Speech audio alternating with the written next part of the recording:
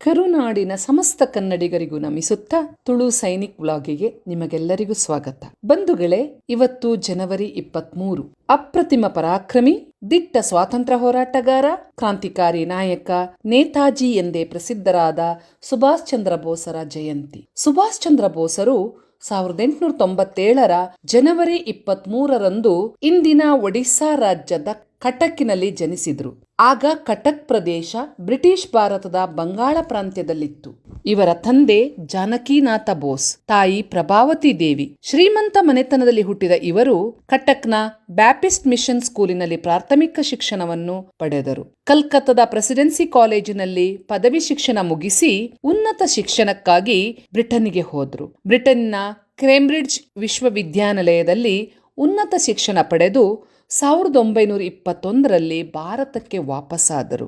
British ಭಾರತದ ಪ್ರತಿಷ್ಠಿತ ಪರೀಕ್ಷೆಗಳಲ್ಲಿ ಒಂದಾದ ICS ಇಂಡಿಯನ್ ಸಿವಿಲ್ ಸರ್ವಿಸ್ ಅಂದರೆ ಭಾರತೀಯ ನಾಗರಿಕ ಸೇವೆ ಪರೀಕ್ಷೆಯನ್ನು ಪ್ರಥಮ ಪ್ರಯತ್ನದಲ್ಲೇ ಪಾಸು ಮಾಡಿದ್ರು. ಆದರೆ ಅದಾಗಲೇ ಭಾರತದಲ್ಲಿ ಸ್ವಾತಂತ್ರ್ಯ ಹೋರಾಟದ ಕಾವು ಏರಿತ್ತು. ತಾಯ್ನಾಡಿನ ಸೇವೆ ಸಲ್ಲಿಸಲು ಮನಸ್ಸು ಮಾಡಿ ಬ್ರಿಟಿಷರು ಕೊಟ್ಟಂತ ಅವಕಾಶವನ್ನು ನಿರಾಕರಿಸಿದ್ರು. 1921ರಲ್ಲಿ ರಾಷ್ಟ್ರೀಯ ಹೋರಾಟದಲ್ಲಿ ಭಾಗವಹಿಸಿದ್ರು. 1938ರಲ್ಲಿ ಭಾರತೀಯ ರಾಷ್ಟ್ರೀಯ ಕಾಂಗ್ರೆಸ್ಸಿನ ಅಧ್ಯಕ್ಷರಾದರು. Freedom is not given, it is taken. ಅಂದರೆ ಇದು ನಮ್ಮ ದೇಶ, ಮೋಸದಿಂದ ನಮ್ಮನ್ನು ಆಳುತ್ತಿರುವ ವಿದೇಶಿಯರಿಂದ ದೈನ್ಯದಿಂದ ಸ್ವಾತಂತ್ರ್ಯ ಕೊಡಿ ಎಂದು ಕೇಳುವುದಲ್ಲ, ಅವರನ್ನು ಇಲ್ಲಿಂದ ಹೊಡೆದೋಡಿಸಿ ಸ್ವಾತಂತ್ರ್ಯ ಪಡೆದುಕೊಳ್ಳುವುದು ನಮ್ಮ ಹಕ್ಕು ಎಂದು ಹೇಳಿದರು. ಕ್ರಾಂತಿಕಾರಿ ನಾಯಕರಾದ ಇವರು ಹಿಂಸಾ ಮಾರ್ಗದಿಂದಲೇ ಸ್ವಾತಂತ್ರ್ಯ ಪಡೆದುಕೊಳ್ಳಲು ಪ್ರಯತ್ನಿಸಿದರು. ಮುಳ್ಳನ್ನ ಮುಳ್ಳಿನಿಂದಲೇ ತೆಗೆಯಬೇಕು ಎನ್ನುವುದು ಇವರ ಧೋರಣೆ. ಅನ್ಯಾಯ, ಹಿಂಸೆ, ಮೋಸ, ವಂಚನೆಗಳನ್ನೇ ದಾಳವನ್ನಾಗಿ ಬಳಸುತ್ತಿದ್ದ ಬ್ರಿಟಿಷರಿಂದ ಕ್ರಾಂತಿಯ ಮಾರ್ಗದಿಂದ ಸ್ವಾತಂತ್ರ್ಯ ಪಡೆದುಕೊಳ್ಳಬೇಕೆಂಬುದೇ ಇವರ ಉದ್ದೇಶ.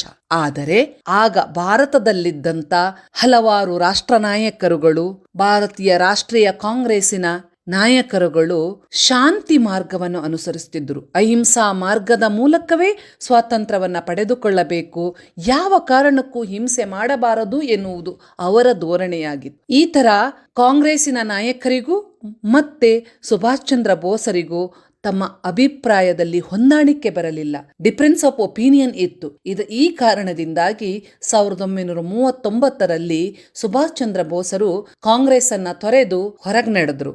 ಅದೇ ಸಮಯದಲ್ಲಿ ದ್ವಿತೀಯ ಮಹಾಯುದ್ಧ ನಡೆಯಲು ಪ್ರಾರಂಭವಾಗಿತ್ತು. ದ್ವಿತೀಯ ಮಹಾಯುದ್ಧದ ಸಮಯದಲ್ಲಿ ಬೋಸರು ಕ್ರಾಂತಿಕಾರಿ ಮಾರ್ಗಕ್ಕೆ ಬೆಂಬಲ ಭಾರತದಲ್ಲಿ ಸಿಗದ ಕಾರಣದಿಂದಾಗಿ ಭಾರತವನ್ನ ಬಿಟ್ಟು ವಿದೇಶಕ್ಕೆ ತೆರಳಿದರು. ದ್ವಿತೀಯ ಮಹಾಯುದ್ಧದಲ್ಲಿ ಬ್ರಿಟಿಷರ ವೈರಿಗಳಾದ ಜರ್ಮನಿ ಮತ್ತು ಜಪಾನ್ ಸಹಾಯದಿಂದ ವಿದೇಶಿ ನೆಲದಲ್ಲಿ ಭಾರತದ ಸ್ವಾತಂತ್ರ್ಯ ಹೋರಾಟವನ್ನು ಪ್ರಾರಂಭಿಸಿದರು.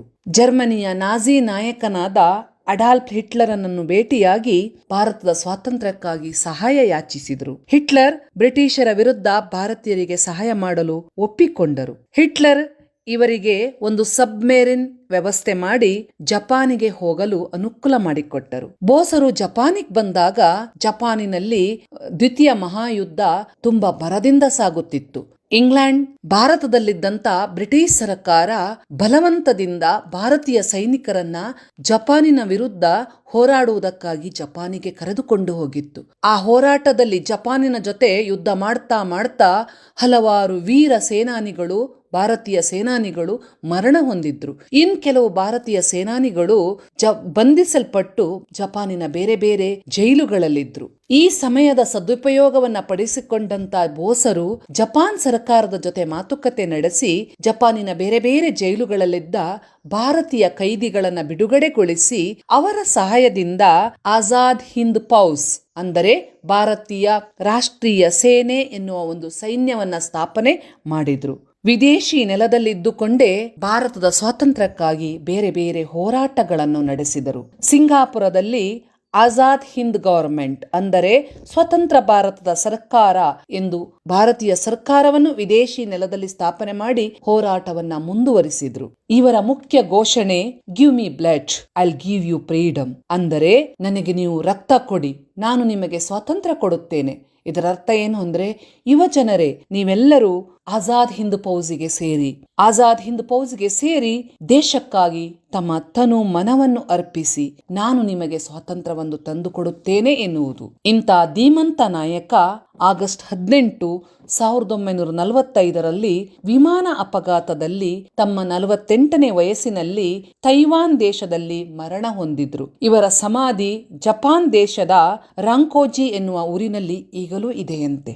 ಆದರೆ ಎಷ್ಟೊಂದು ಜನರಿಗೆ ಇವರ ಸಾವಿನ ಬಗ್ಗೆ ಸಂಶಯವಿದೆ. ಆ ವಿಮಾನ ಅಪಘಾತದಲ್ಲಿ ವಿಮಾನದಲ್ಲಿದ್ದವರ ದೇಹಗಳೆಲ್ಲ ಗುರುತಿಸಲಾಗದಷ್ಟು ಸುಟ್ಟು ಕರಕಲಾಗಿದ್ದುವಂತೆ. ಬೋಸರು ಆ ವಿಮಾನದಲ್ಲಿ ಇರಲಿಲ್ಲ, ಅವರು ಇನ್ನೂ ಜೀವಂತವಾಗಿದ್ದಾರೆ ಎಂದು ಹಲವಾರು ವರ್ಷಗಳ ಕಾಲ ಎಷ್ಟೊಂದು ಭಾರತೀಯರು ನಂಬಿದ್ರು, ಅವರಿಗಾಗಿ ನಿರೀಕ್ಷಿಸುತ್ತಿದ್ರು. ಅದೇನೇ ಇರಲಿ, ತನ್ನ ದೇಶದಲ್ಲಿ ಕ್ರಾಂತಿಕಾರಿ ಮಾರ್ಗಕ್ಕೆ ಬೆಂಬಲ ಸಿಗದಿದ್ದರೂ ವಿದೇಶಿ ನೆಲದಲ್ಲಿದ್ದು ತಾಯ್ನಾಡಿನ ಸ್ವಾತಂತ್ರ್ಯಕ್ಕಾಗಿ ಹೋರಾಡಿದ ಮಹಾನ್ ರಾಷ್ಟ್ರ ಪ್ರೇಮಿ ಪರಾಕ್ರಮಿ ನೇತಾಜಿ ಸುಭಾಷ್ ಚಂದ್ರ ಬೋಸರನ್ನು ನೆನಪಿಸಿಕೊಳ್ಳುವುದು, ಅವರಿಗೆ ಗೌರವ ಸಲ್ಲಿಸುವುದು ನಮ್ಮೆಲ್ಲರ ಆದ್ಯ ಕರ್ತವ್ಯ. ಆತ್ಮೀಯರೇ, ಜೀವನದಲ್ಲಿ ಕಷ್ಟ ಬರುವುದು ಸಹಜ. ಕಷ್ಟ ಬಂದಾಗ ಇಂಥ ಮಹಾನ್ ದೇಶ ಪ್ರೇಮಿಗಳನ್ನು, ಅವರ ಪರಾಕ್ರಮಗಳನ್ನು ನೆನಪಿಸಿಕೊಳ್ಳೋಣ. ನಮಗೆ ಅವರಷ್ಟು ಅಲ್ಲದಿದ್ದರೂ ಪರಿಸ್ಥಿತಿಯನ್ನು ಎದುರಿಸಲು ಅಲ್ಪ ಸ್ವಲ್ಪವಾದರೂ ಸ್ಫೂರ್ತಿ, ಧೈರ್ಯ ಮನಸ್ಸಿನ ಮೂಲೆಯಲ್ಲಿ ಮೂಡಬಹುದು. ಜೈ ಹಿಂದ್. ಸ್ನೇಹಿತರೆ, ವಿಡಿಯೋ ಇಷ್ಟ ಆದ್ರೆ ಲೈಕ್ ಮಾಡಿ, ಕಾಮೆಂಟ್ ಮಾಡಿ, ಸಬ್ಸ್ಕ್ರೈಬ್ ಮಾಡಿ. ನಮ್ಮ ಈ ಒಂದು ಸಣ್ಣ ಪ್ರಯತ್ನಕ್ಕೆ ಸಪೋರ್ಟ್ ಮಾಡಿ. ಬಾಯ್.